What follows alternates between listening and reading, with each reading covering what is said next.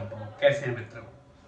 आज मैं इस वाली वीडियो में आपको बताऊंगा कि अगर हम शिव जी की पूरी साल पूजा नहीं कर सकते तो कौन से श्रावण के महीने में कौन सी पूजा करना चाहिए। पहले तो बड़ी श्रेष्ठ और सौभाग्य की बात है कि 2 श्रावण पड़ते हैं। 2 श्रावण का मतलब हो गया शिव जी महाप्रसन्न करना।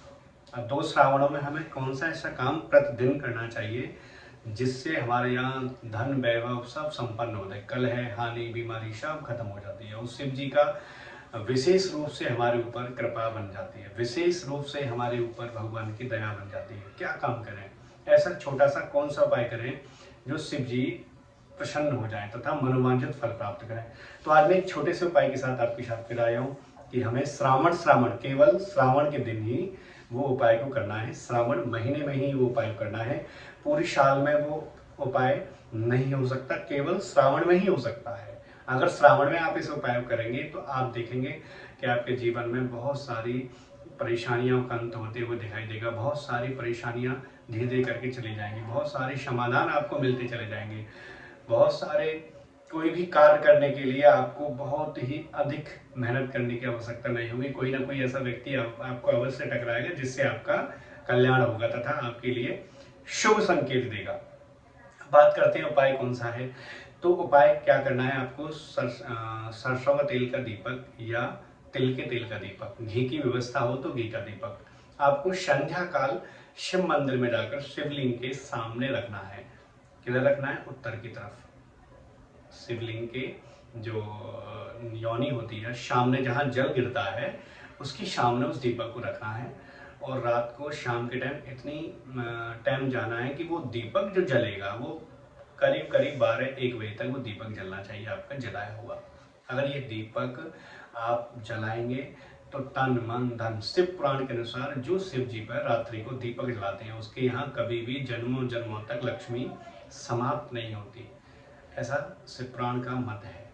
अगर आप इसे जलाएंगे तो कभी भी लक्ष्मी समाप्त नहीं हो। सुबह नहा धो के पूजा पाठ तो आप करते हैं, शाम के टाइम अगर नहा धोने की व्यवस्था हो सके आपके पास की नहा धो के जा सकते हैं तो स्नान करिए। शुद्ध जल से स्नान करके आप जाइए, मिट्टी का पात्र को लीजिए और इतना तेल, सरसों का तेल या तिल का तेल या घी इतना भर दीजिए उसमें कि वो 2-4 घंटे 6 घंटे यानी 12 और 1 का समय आ जाना चाहिए उस दीपक में। अगर 12-1 बजे तक हमारा जलाया हुआ दीपक प्रतिदिन जल रहा है तो आप समझिए कि आपके पूर्व जन्म के जो पाप हैं वो भी नष्ट हो जाएंगे और लक्ष्मी जी जिस कृपा से नहीं आ रहे, चाहे आपकी कुंडली में कोई सा दोष होगा, कोई भी दोष आपकी कुंडली में है जो लक्ष्मी को नहीं रुकने देता है या लक्ष्मी जी आपके यहाँ नहीं रुकती है, कलह आपके यहाँ से नहीं जा रही है, जिनके यहाँ कलह चलती है वो पति पत्नी जाए या जिसके जो बेटे का दिमाग ज़्यादा खराब रहता है या बेटे का, तो पिता माता के साथ इस दीपक को शाम को आप जलाइए। आप देखेंगे धन की वृद्धि होता चली जाएगी, लेकिन जलाना भाव से ही है। आप घर से दीपक बना के ले जाइए और 7 बजे 8 बजे 9 बजे इस दीपक को जब तक मंदिर खोले आप जला सकते हैं। और इस दीपक को जिन व्यक्तियों के यहाँ नर्मदेश्वर शिवलिंग है, जिनके यहाँ नर्मदेश्वर शिवलिंग है, उनके सामने भी इस दीपक को आप जला सकते हो। रात्रि में लाइट मंदिर की बंद करके उस दीपक को आप जले दें।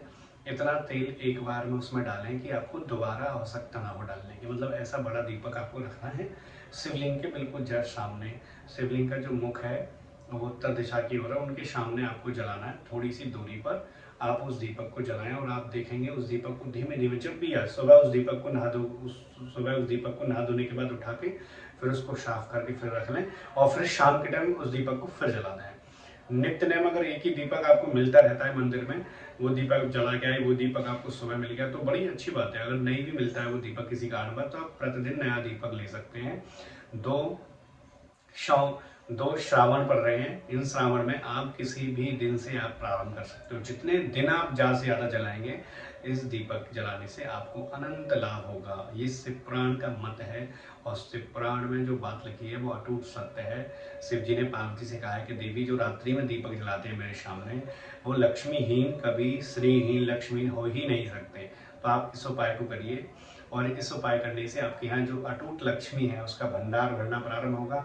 जो आप मेहनत करते हैं उसमें आपको लाभ नहीं होता है तो लाभ होना प्रारंभ होगा। एक छोटे से उपाय के लिए आप करिए और आप देखेंगे जीवन में कुछ ना कुछ बढ़ोतरी आपके लिए होना प्रारंभ होगा। अगली वीडियो में फिर मिलते हैं कि शनि शमी के पत्ते को शिवलिंग पर कौन से व्यक्ति को चढ़ाना चाहिए, कौन से लोग हैं जो शमी चढ़ाना चाहिए, कैसे लोगों के लिए शमी का फूल चढ़ाना चाहिए जिससे उनको लाभ मिलेगा। हरे कृष्णा, फिर मिलते हैं अगले वीडियो में।